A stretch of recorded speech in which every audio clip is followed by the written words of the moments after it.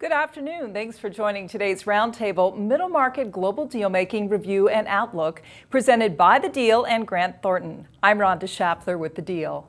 During our discussion, you're welcome to submit your questions for the panel using the posting feature to the right of your browser.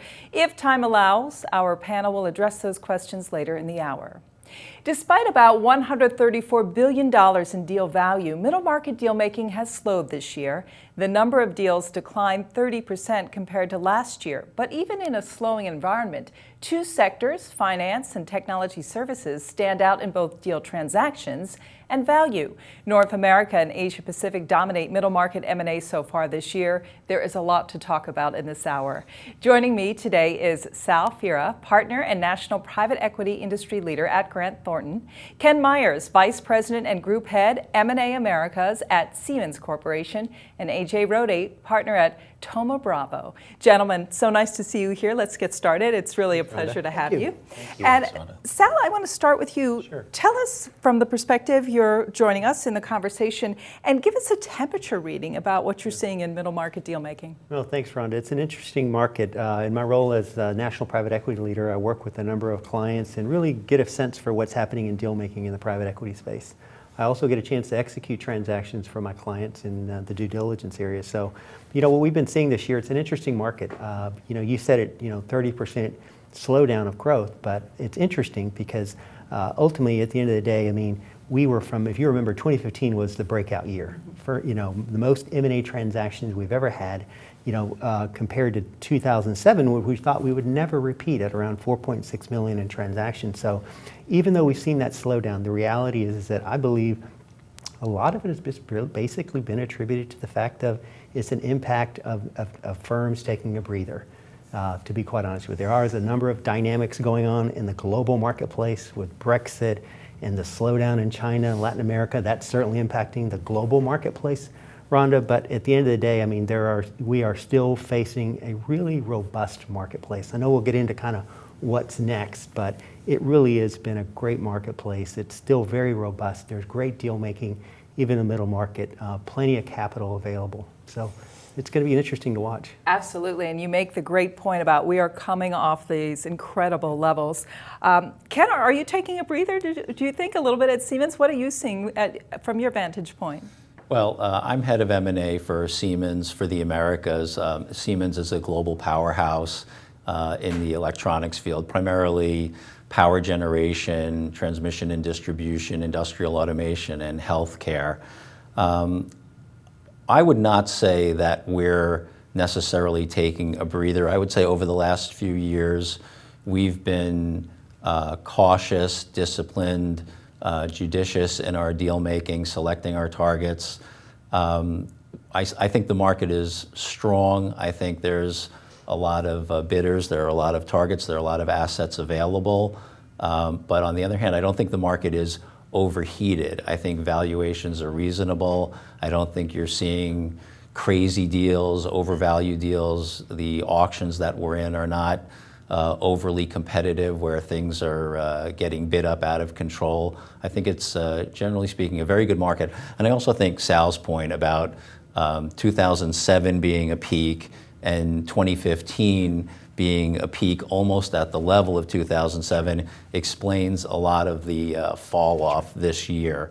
When you reach near levels of 2007, it's, I think, natural that you're going to see things slow down a little bit a year later, and I think that's what we're seeing. And certainly the environment is better now than we saw after 2007, which we'll well, get to as well. That's for sure. Yeah. AJ, what are you seeing? Yeah, so I'm a partner at Thoma Bravo. I help run our middle market business, which is called Discover. It was a fund we just raised at the beginning of this year. And we've had a very active year at the fund thus far. We've had a really active year, last couple of years actually, across the tech sector. We are only enterprise software focused investors, and we'll get into it later, but that's been a really, really active area for a number of reasons. I think in general, private equity funds have had a groundswell of capital, to Sal's point. A lot of that's come from state pensions, sovereign wealth funds that are trying to find yield, frankly, in a market that they're not getting a lot of yield in other corporate instruments or federal government instruments. And so that's enabled us to raise more funds. I think firms have specialized. And as it relates to tech, venture has been the beneficiary of some of that. There's been a lot of venture money that has gone into funding these companies. Many of them get to scale, and a lot of them don't have a logical strategic buy or exit, or they may not necessarily have the profile to be able to go public today. And earlier this year, that IPO window was shut. We've seen it open more recently, but so we've been sort of the beneficiary of a lot of new deals. In fact, we were talking about this at a partners meeting last week.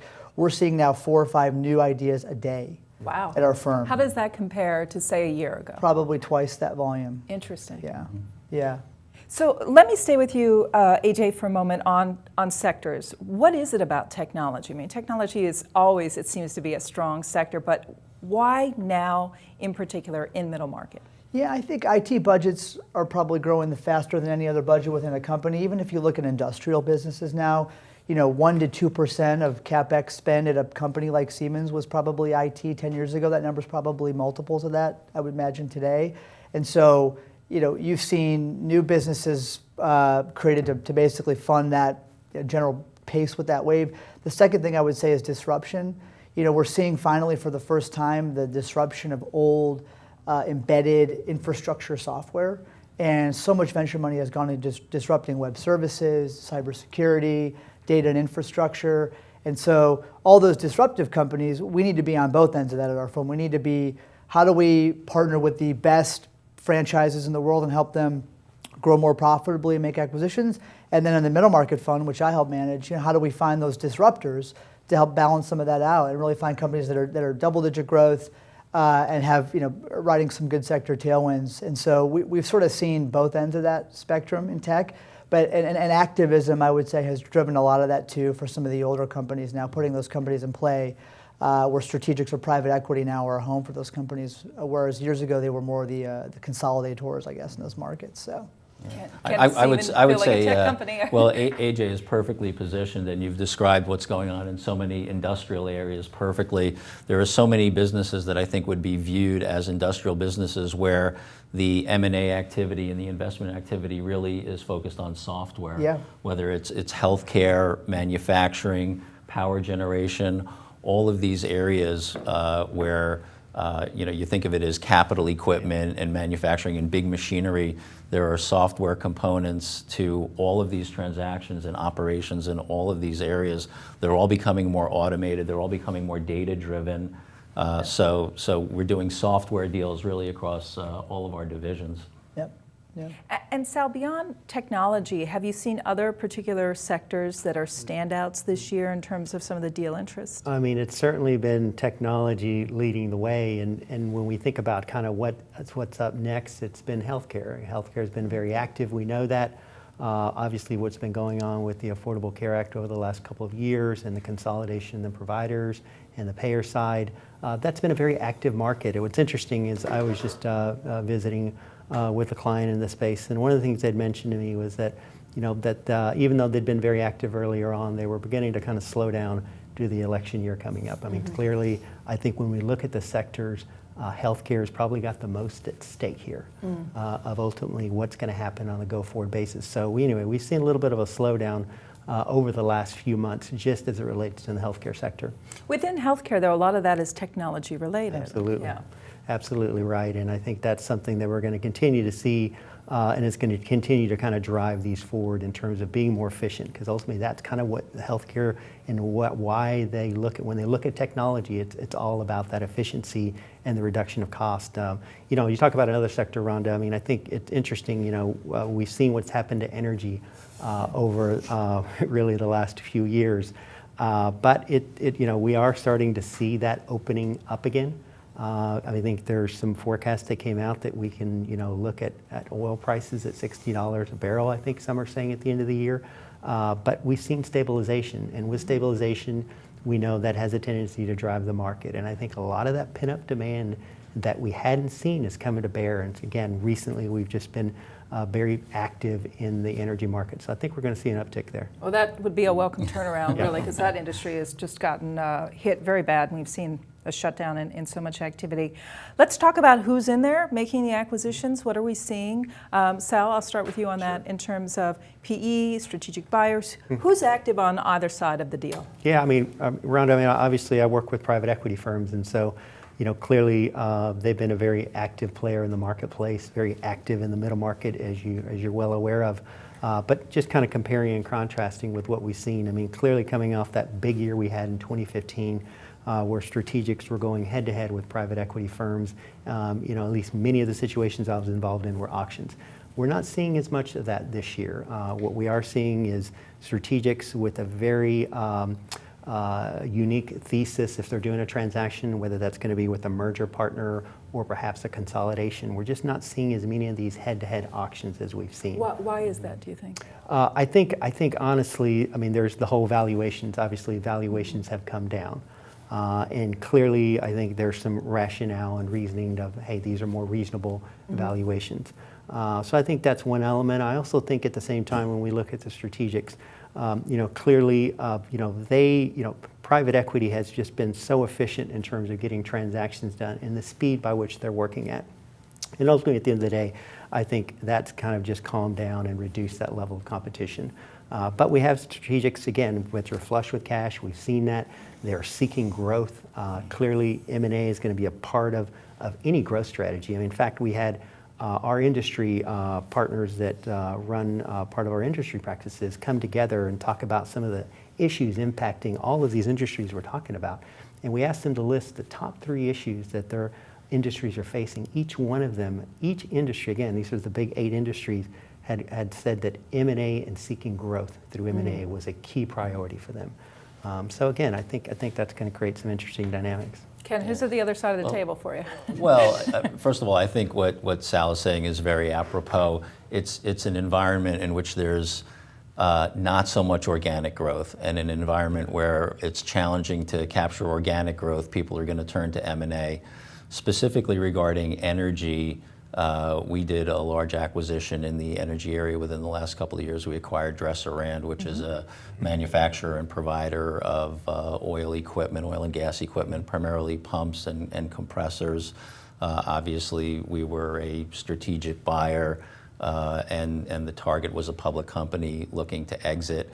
I think right now in oil and gas, the market dynamics are so challenging that strategics are looking for other strategics just to gain size, to erect some barriers to survive this downturn. People need economies of scale in this kind of environment, and I think that's primarily what you're seeing. I don't think energy is an area that necessarily is going to attract private equity in this climate, because you just don't have the kind of cash flow, and the outlook is still uncertain for growth and profits in the area. So that's one area where I think you're going to see continued activity by strategics. Good point. And you see a peak in M&A activity either at the peak of an industrial cycle or the trough. And we may be out of the trough in energy right now, but still it's a fairly active field.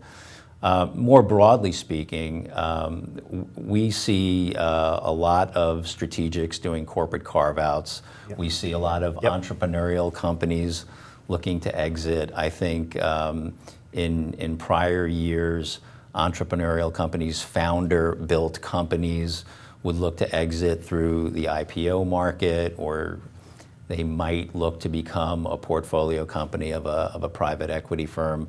But now I think more and more, again, because of the challenges with growth and the lack of desirability of the IPO market, you see more and more of these entrepreneurial companies that get to middle market size looking to exit by partnering up with a strategic acquirer. So it's opportune for somebody like Siemens, who can execute without financing, who can offer synergies, who can offer a global partner for growth for these companies. We see a lot of opportunities in this environment. AJ, do you see much change? You mentioned that recently the IPO window opened up. It has, but it's not been a great year for IPOs. Yep. Do you see anything changing on that front that might change some of the players in middle market deal making as we swing into next year? That always emboldens folks that are on the edge to kind of say, maybe I should wait or go public. Private market valuations, though, have gotten to the point for these growth companies that it's not that distinct from where an IPO is, and you don't need to wait 3 years to get your money and sell in 6-month blocks and pay a 7% fee on that. So, that chasm has narrowed. Now, when the IPO window opens, people get more emboldened and say, I'm gonna try to wait this out. I will say, the threshold at which you need to go public today is a little higher than what it was maybe a year or two ago. 100 of revenue seems like the number of kind of run rate revenue, and growth where you could go public at 20-25% growth a few years ago is now probably more like 40, 35 or 40 for a growth software company with that thesis. So for firms like us, we say, look, our cost of capital is not going to be that distinct. We can, for sector specialists that have a differentiated point of view on either margins or growth or how you improve these companies, we can compete with the public markets for an exit pretty quickly. Strategics like Siemens certainly can compete with that. So I think you're seeing part of the reason that you haven't seen the volume is not just the window, but also the fact that these private market, especially in technology, CEOs, it's a success if they sell to a private equity firm now. It's clearly a success if you sold to a strategic. It used to be the only successful barometer was going public. Right. And so that dynamic has changed. So there are a lot more friendly doors open for folks like us that want these great double-digit growth companies, and executives know this is a great home for them for the next run. What do you make of all the things that you read about, all the unicorns waiting to go public? I mean, I actually wonder how much truth is in that, because if there are other options, again, you can go public and it can be a disappointing debut. We've certainly seen a lot of that. So even for some of the bigger firms, I'm wondering if that's really the appropriate exit right now. I agree. And the biggest of the unicorns you've seen, most of them are staying private. Yes, everyone speculates this one's coming next, it never happens. I saw WeWork this morning raise $260 million in a second-tier Series F round. It's at a $16 billion plus valuation, if I read that right. I mean, there are companies, Uber, that are waiting and saying, Airbnb, this is great for me in the private markets, and the laws have relaxed a little bit to the degree, well, I don't need to, I'm not being forced with the shareholder rules that I used to go public at a certain size, and so why do it? So gentlemen, where are we for valuations looking into next year, for 2017? How will the dynamics change in terms of valuations, do you think, or will we continue on as we've seen? It all comes down to growth, and that's really the big variable. And I think that's what's sort of kept a lid on valuations currently. It's really a good balance because you have the availability of financing, which is terrific. That fuels the market. But you have some fairly conservative views on growth, especially among companies that are tied to GDP. And probably for most companies, a lot of their growth begins with GDP, either regional or global. So really the question you're asking is, what do we see in growth for next year? And it's really very difficult to say. There are so many geopolitical variables. There's industry-specific dynamics like the price of oil. It's really a very, very difficult forecasting environment. The election. Maybe fiscal stimulus policy. Right. Well, sure. Sounds like it may be on the horizon in the short term. Exactly. Yeah, Well, is absolutely. it worth paying higher valuations or a stretched valuation if you know you're going to get the growth?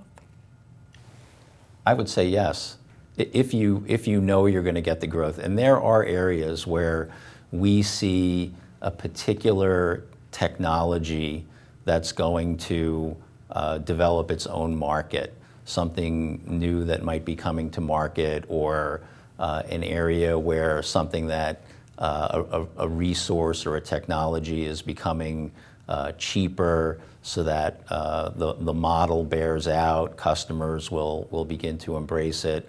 So there are pockets of growth where aggressive valuations might make sense. But many of our businesses are tied to infrastructure and GDP growth. And in those areas, it's not an environment where you want to overvalue something, not an environment where you want to overpay. Mm-hmm.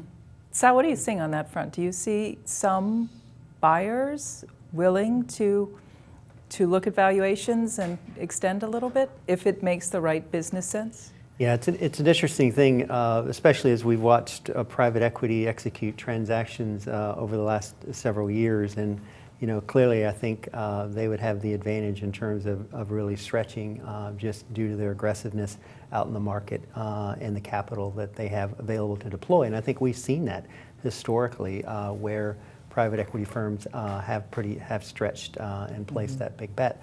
But clearly what we're seeing now is a lot more discipline and focus on behalf of these firms. Ultimately, at the end of the day, I mean, they can't make mistakes. They have to continue to fundraise. And so you're seeing a lot of discipline, a lot of focus in terms of their due diligence process, in terms of setting their valuations, and really realistically being able to really establish what those returns might look like. And so that's been a big change, and it's been a big step change, and interested to see what you think, AJ. Yeah, well, to both your points, not all growth is created equal. We see a lot of 25% growth companies that really should be 10% growth, but they've either hit a pocket, they had they're surviving on lower prices, which can't last forever. We spend 90% of our due diligence on any deal on the revenue quality of a business. We get down to the micro, to the unit economics. If the revenue quality supports it and there's real momentum in the business, then we'll absolutely pay for that forward growth. But we're very careful about that because that is, if you're wrong on that piece, on the quality of that revenue, you'll find in 12 months you made the wrong decision, and then you can't grow out of it. That's a particular concern in software. I mean, your area where you have prepayments in some cases, so you have an enormous amount of deferred revenue on the balance sheet, which you want to convert. I mean, it's great for cash flow, but it's not really sustainable. That's right. And the other area where you have some component of licensing revenue and some component of service and maintenance revenue, you want to make sure that's being allocated properly and that it's properly recurring. How will those business models change over time? So in software, it's a particular challenge. Yeah. Which is why due diligence has gotten so much more complex. It's one of the reasons. But let's focus on that a little bit. And AJ, since you kind of kicked it off a little bit, we were talking before we began this panel that it's got to be more thorough and also done faster. So it's a tall order really now, diligence. And what you look at now, you might not have even thought of looking at years ago. I totally agree. And I'll look to Sal and Ken for their perspective on other sectors. I can say in software, deal cycles have truncated to the point where you need a pre-existing perspective on the company, the executive, and the space. And in many cases, you probably need to know that business looking back for many years, whether it's public or private, a pre-existing relationship. And so when someone calls you or there's an opportunity to catalyze, you need to, 3 weeks from your first phone call, you need to be in a position to buy that company. So that deal cycle is at odds with the fact that valuations have gone up. You can't be wrong on the micro. You can't be wrong on the macro. We have issues now, and all of our, not issues, but diligence focus areas like cybersecurity. We had spent a long time looking at a company that got hit with ransomware while we were in exclusivity with that business, and they didn't have a disaster recovery plan. And so, it opens your eyes to your own portfolio. Okay, what are we? Where are vulnerabilities in open source? How do we focus on that? And so, the cycles have compressed, the complexity has grown, and you cannot be wrong. And so no pressure. No pressure. but to my point, you have to pick your spots, and that's why specialization has become so pervasive in our business, and probably in both of your businesses as well for the same reason. Yeah. No, I think that's a fantastic point that you're making, AJ, regarding sector specialization, and ultimately that's the advantage that you can gain, and that's why firms like Thoma Bravo are so successful, because they've been able to bring that advantage to speed and to execution. What we're seeing just on a macro basis, Rhonda, for the industry is really getting smarter, more disciplined and focused in their due diligence process. Before, we've always talked about this concept of, obviously private equity firms were financial, we passed that phase of, hey, this is just financial reengineering. Then we got into the phase of, hey, private equity firms are really going to help create value in organizations. A lot of that was talk at the time, but what we're seeing now, though, is, in fact, they are creating value creation models that are real, that are flawless in their execution, playbooks to help them execute fast, bringing in the right resources at the right time, pre-selecting the teams, getting smart on the industry, because ultimately, that's the end of the day, that's where the risk is. And so, Grant Thornton, we've expanded our transactions practice because our clients are demanding us and wanting us to provide more. As I mentioned, some of this operations focus. Before, we used to see an operating partner at a firm, and that's kind of, they would come in and they would kick the tires, and that would pretty much be it. But that's changed completely now. It's not just an operating partner, it's a full operational team that's already identifying value drivers beforehand in the due diligence process, developing that playbook, even before the deal is closed. Because again, it just can't make mistakes, and you have to identify that thesis and validate that thesis up front. And those are the biggest changes. And you mentioned other areas of the cyber risk, and we're seeing that as well. Of, hey, by the way, a lot more risk out there in the landscape. I mean, on cross-border deals, we're being called in to look at more FCPA type potential risk and issues out there. You mentioned the cyber. We've always done IT due diligence, but now that's expanded. In areas where there might be data that could be compromised. So yes, a lot more complex, but again, has to be executed in a short amount of time frame to be able to get deals done, especially in this competitive market. Yeah, I like to say about Siemens, we're a Bavarian company, but we take a Prussian approach to due diligence. It's very thorough, it's very planned. Yeah. And it focuses on some areas. I would say we overweight due diligence in some areas, particularly compliance. Mm-hmm. We do compliance due diligence at the beginning, in the middle, and at the end of every transaction. And we get deep into the target, and we also get into the target's supply chain. We want to make sure that we're not walking into a situation where there's a supply chain issue with the target. And the other areas are, of course, data protection, because every company is all about data. It's generating data, it's protecting data, it's accumulating data, and IT. Every deal is an IT deal, and as a company that likes to integrate, we're a strategic buyer, so the integration plan is a big component, and synergy capture is a big component of our deals. We spend a lot of time focusing on what the IT transition is going to be about, how long it'll take, what the risks and the pitfalls might be, and of course software. And open source software scan is an essential part of every deal these days, because every deal is a software deal to some degree. Do we have, with better due diligence, fewer cases of deals, I don't want to say they fail, but maybe not working out, not meeting expectations? Somebody comes back and says, I thought maybe I was going to get that growth, or somehow I missed this in the process. Is there less of that as diligence has gotten more thorough? Sometimes it might not work as a buyer and seller had in mind. Mm-hmm. We don't seem to have those big profile ones anymore. I feel like a couple of years ago, I don't want to name corporate names, but there were a few that just missed the mark. So I'm wondering if there's less risk of a synergistic deal being less so now. Yeah, we haven't seen, the macro environment, GDP has grown 2%. So there's not a lot of macro growth to drive. So you really have to be right on the business and the sector. We tend to be very pragmatic in the first year about buying a business. And I'm sure you guys take the same point of view too. The integration takes time. It takes real effort. People leave during that process. We try to keep as many people as we can. Corporate cultures are a big issue too. Yeah, I agree. And so we ask our executives for a lot of change up front, but the change is always, it's always good change, and it's always change that for the long term is going to help you build a faster growing, higher margin business.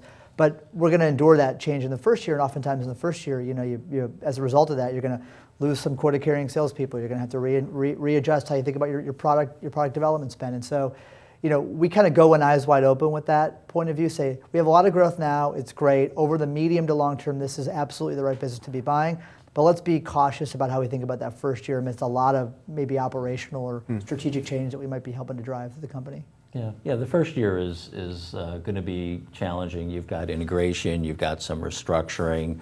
That's where your cash flow, I would say, is certainly at the greatest risk. Yep. But in terms of synergy generation, in our Dresser-Rand deal, we were actually able to announce after the deal closed the potential to capture and generate even more synergies than we expected at the time of the deal. So congratulations on that. Thank you. Yeah, the team is really to be congratulated. That's an unusual success. Yeah, it usually works the opposite way. And that's both cost and revenue, or that's mostly cost? Mostly cost. Okay. Yeah. That's fantastic. I mean, in this environment, unfortunately, it's mostly cost. Right. Yep. But even so, I think it really stems from the reasonableness of your model in the first place. And when people want to bid up, I think they tend to overmodel synergies, and this has not been that market in the last few years, even though last year was a peak year for deal volume and number of deals. I think people have generally taken a more conservative approach to synergies because the competition and the bidding up just hasn't been there. Now it depends on jurisdictional issues as well. There are some regions where there's just more risk, and you've seen that probably in China more than anywhere else, where there's diligence risk in accounting, there's tremendous diligence risk in business models, there's diligence risk in diligencing partners. So some environments, completely different environment abroad. Very, very challenging. Rhonda, you had mentioned, and I think your broader question at one point was has deal execution become better, and are we getting better and less surprises on the back end? And I think the answer is that deal execution has gotten better.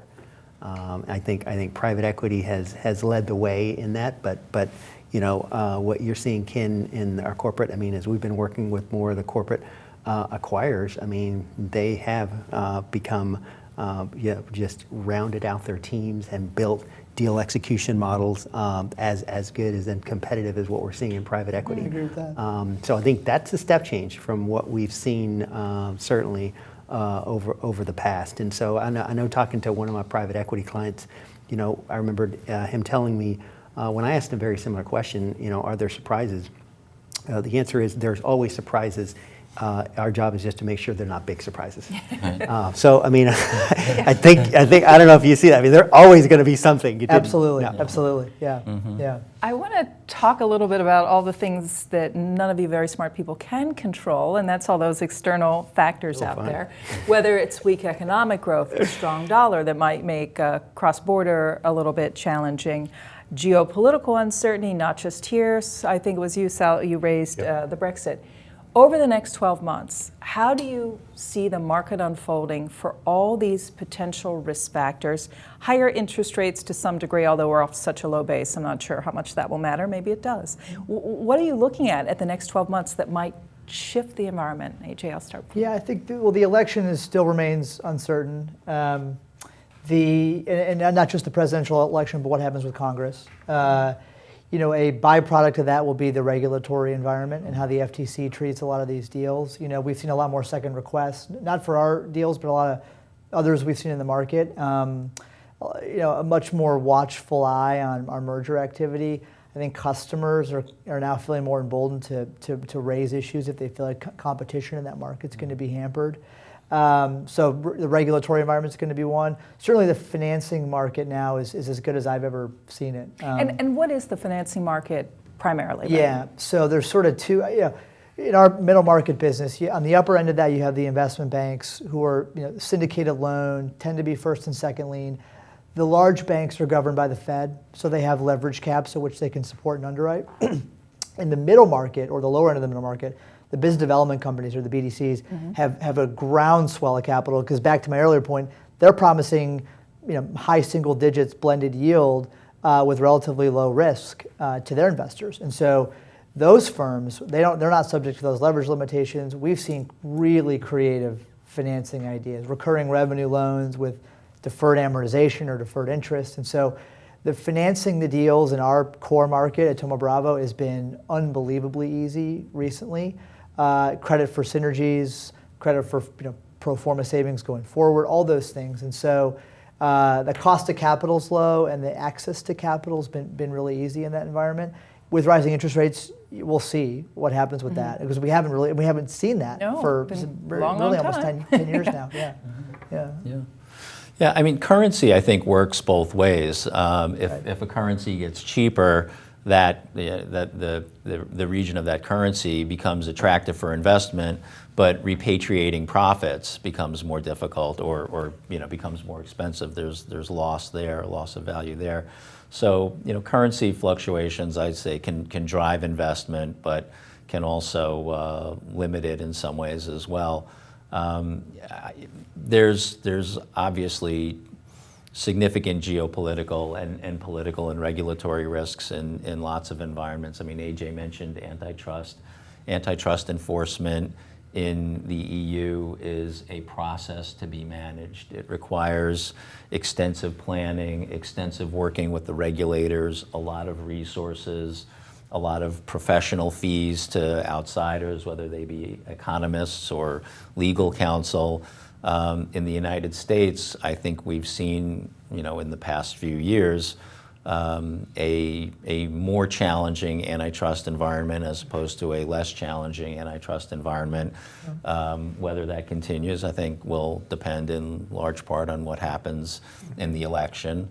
And then, of course, geopolitical conflict. It seems to be growing and spreading and causing massive disruptions, particularly in Europe. I mean, there are political challenges and economic challenges to absorbing the populations that are moving around, and all of these things can create obstacles. The Brexit in particular is the type of incident that's likely to lead away from the lowering of obstacles and likely to lead to the raising of obstacles. And that, again, will challenge models, it challenges growth, it challenges repatriation of profits, and it challenges cross-border investment. And these are the sorts of things that could definitely temper global M&A, especially cross-border M&A. Mm-hmm. Would you agree, Si? I do, Rhonda. I think we're just at such an interesting time in the deal market. Again, we were comparing how long we were following that's been in the deal market. And how many years do we have combined here? a lot. No comment. Okay, we'll skip that. We have a lot. We have a lot. And I've not seen just really this dichotomy of what we're seeing. I mean, the global marketplace with Brexit, the weak, economic slowdown in China. We haven't talked about Latin America. We spent some time in Latin America doing transactions, and boy, that market has been completely shut down, and especially in Brazil, where things have stalled quite a bit, as you know. And so, you look at all of those, the election year, the geopolitical uncertainty. We talked a little bit about Brexit.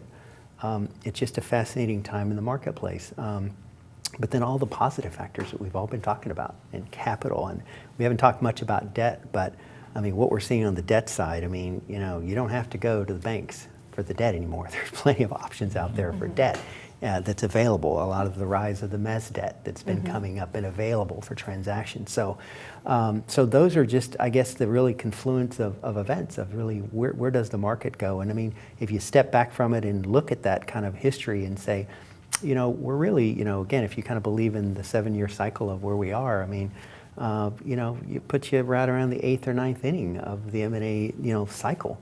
Of how long can this run up last? It's usually not a good inning to begin. It's not, but what's interesting about it, and we were talking about this earlier, was what's going to be, there's usually a triggering event, and ultimately, what, and that's the question we gotta is what's going to be the trigger? Will there be a trigger that ultimately shuts down the market that we saw in 2007? We know that was huge. We hopefully will never see that again. But again, we saw it in the early 2000s with the tech bubble, and that shut down the market.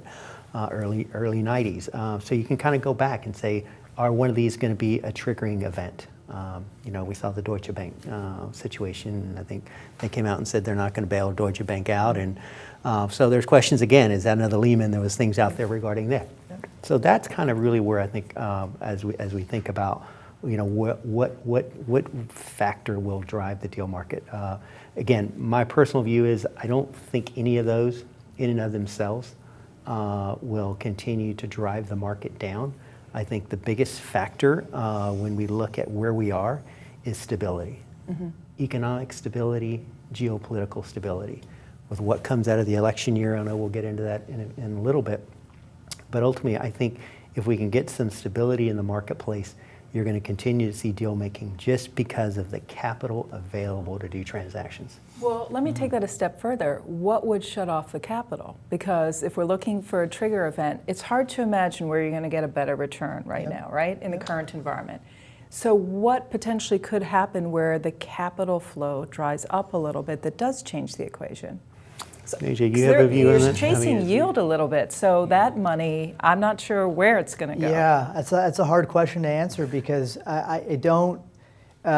clearly if interest rates rise, you'll see a lot of the debt kind of an activity decrease significantly. It'd have to rise so much. It would. When this higher. entire economy now is built upon basically a free or almost negative interest rate kind of environment.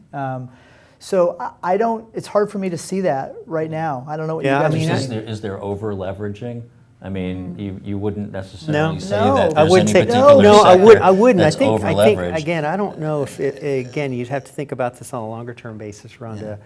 But again, if you begin again when we look at private equity and say that's a big capital provider, but we've seen the institutions continue to fund private equity. Why? Because it's great returns. They keep continuing returns, and so you can think back what could shut that down is just a slowdown to the point where you're not generating the returns and you're not getting the yield. Yeah. Is there a potential for a massive default somewhere in the economy? Right. I mean, we've stopped talking about Greece for the time being.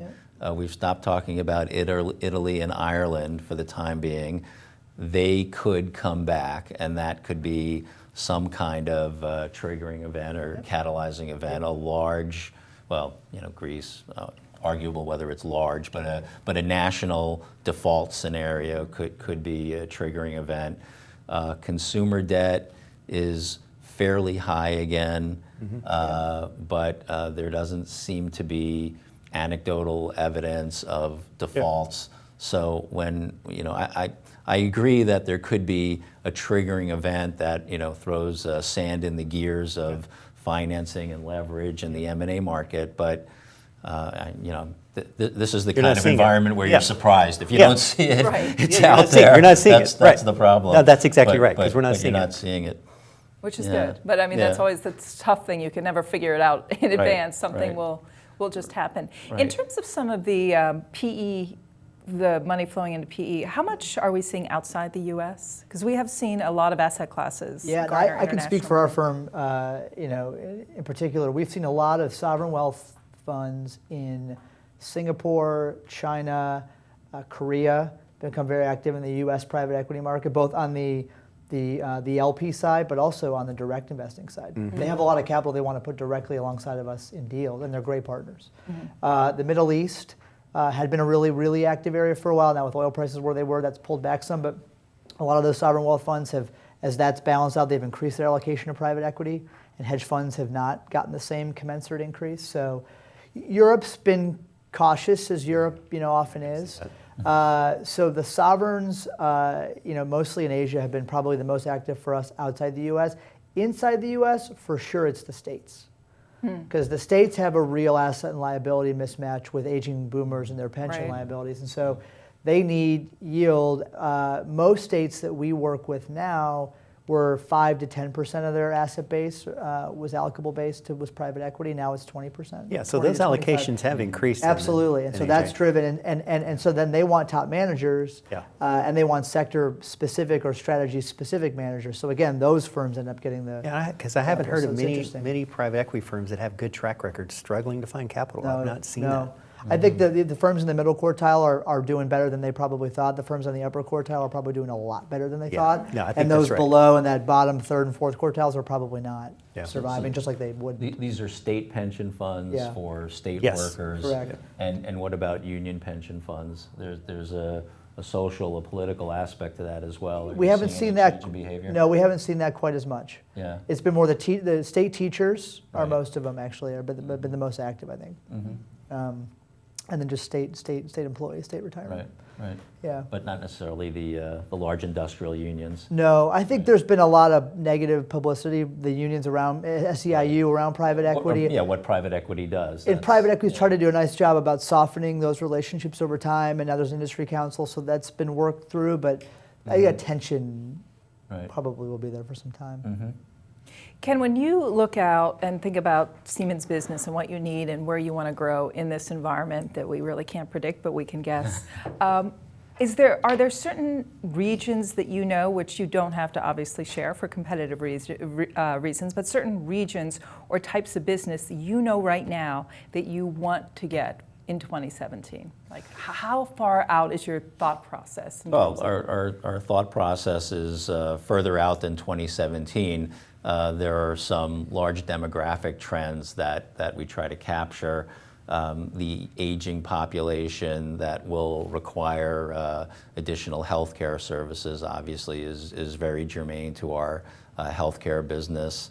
The growing level of automation across all lines of industry, whether it's manufacturing, whether it's energy, that's an area that we're very, very focused on as well.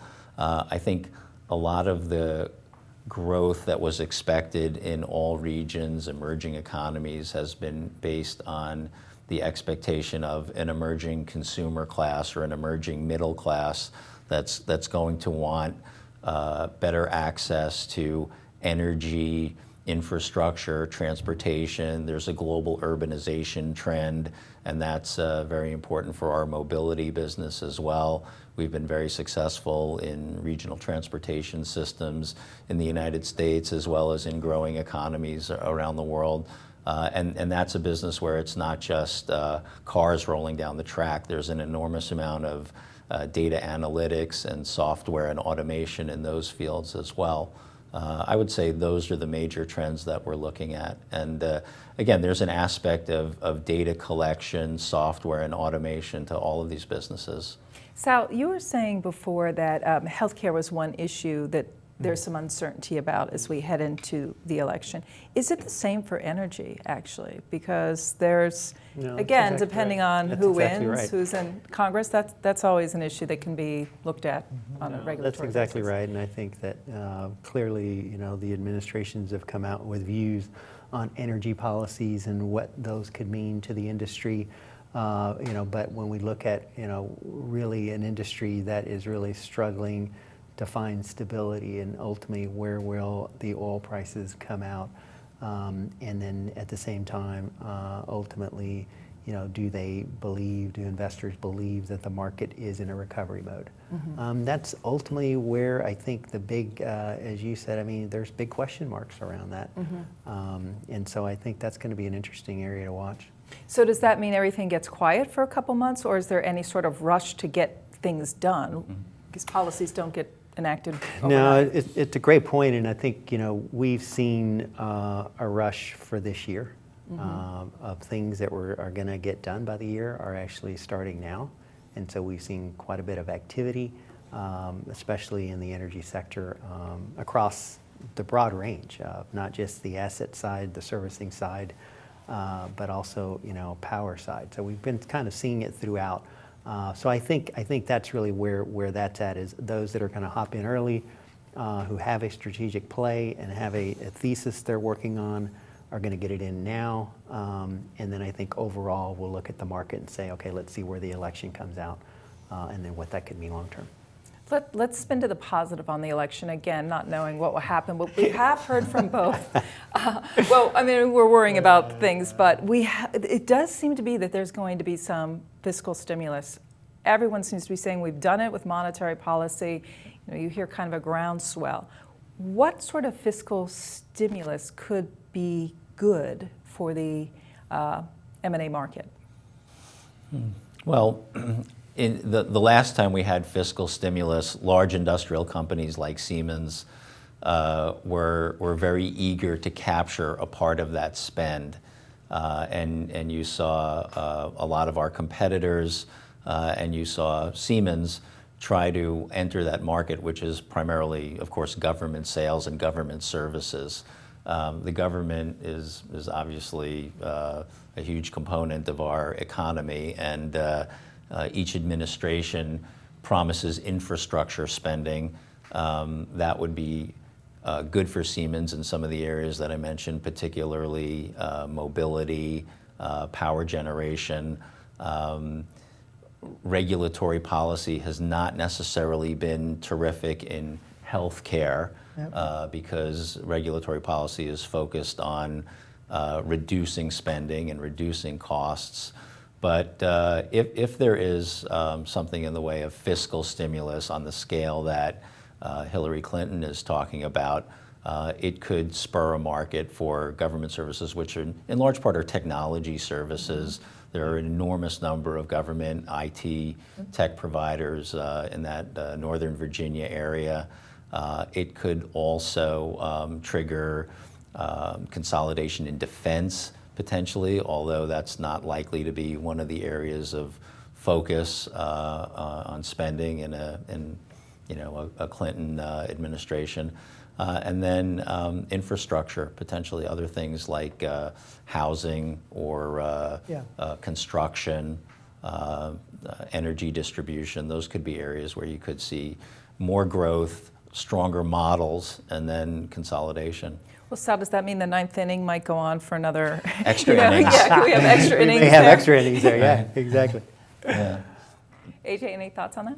Yeah, I think the consumer spending is actually pretty strong. Consumer debt levels have crept up, but it doesn't feel like, I just saw for the first time this morning that new unemployment applications were the lowest they've been in 4 decades. So, the GDP growth is modest, unemployment's low, consumer spending's high. It doesn't feel like the consumer today needs a shot in the arm. So it would be something around the order of magnitude of government or healthcare or a major industry that gets that influx of capital, I could see. And then those who draft that in those industries. We own the largest software company that sells into federal government contractors. We own a company called Deltek.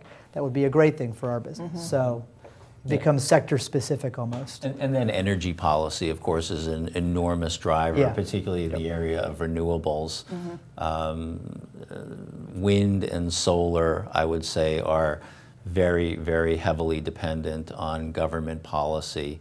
That has a direct and immediate impact on volume of construction, volume of investment, manufacturing of blades, nacelles, towers, and if the government continues to favor renewables, that could continue to drive M&A in renewables. GE just announced a $1.5 billion manufacturing deal. It was a cross-border deal that they announced within the last couple of days. I think the other big government initiative that will probably benefit industrial and technology is cybersecurity around infrastructure. We've seen that in our own businesses, but around heavy industry now, there's a lot of negative press around our water treatment facilities are exposed. Our nuclear power facilities are exposed. So having a solution that actually, effectively accomplishes both the endpoint security, but also all the industrial automation security, I think you may see a incentive by the government over time for companies who operate in those markets to upgrade. Any potential risk to the investors, to those PE funds, to those providing mezzanine debt, to the investment banks, whether there'll be any kind of pushback on some of that, do you think? I don't think so. No, I don't think so. I think we're done with that regulation? Probably. I mean, we've seen our business has gotten a lot more regulated in the past couple of years. Those changes tend to be more on disclosure. Fees, how you charge the portfolio company fees, how you think about charging the LPs fees. All that's going to become much more consistent. And our firm has a very consistent policy across all of our companies. But even that took some time as we grew up. So all firms now are going to be a lot more subject to what the SEC deems disclosure. And then certainly in our business, the carried interest tax changes would be material for those who are GPs. So but that's been, people have been talking about that for 15 years. Right. So who knows? So if you were betting men, which I know you're not, deal volume up next year compared to this year? No doubt. Down. Ken? Yeah. No, I think it could go up next year. If interest rates go up, I mean, with all respect, Sal, I think if Telling you where my innings are here, it just doesn't work. Right.